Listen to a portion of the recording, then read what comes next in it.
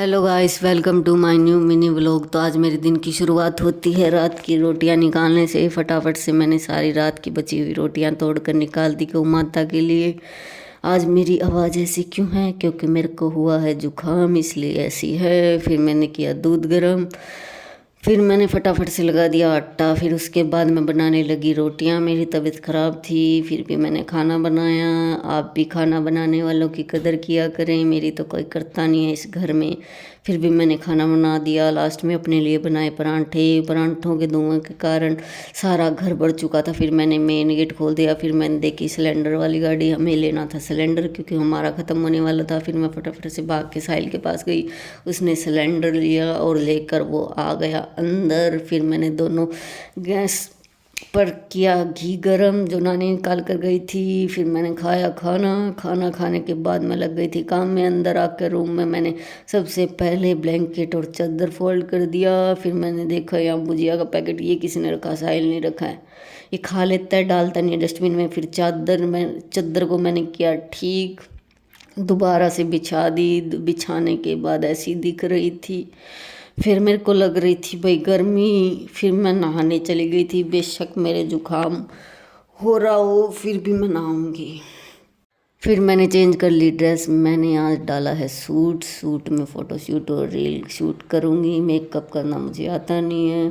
Makeup के नाम पे एक छोटी सी ब्लैक बिंदी लगा ली। फिर मैं आ गई थी अपने असली रूप में। ये रियल लाइफ है मेरी, मेहनत तो करनी पड़ेगी, मेरे सिवा करने वाला कोई नहीं है इस घर में। फिर मैंने जूठे बर्तन धोए, फिर मैंने रसोई की सफाई की।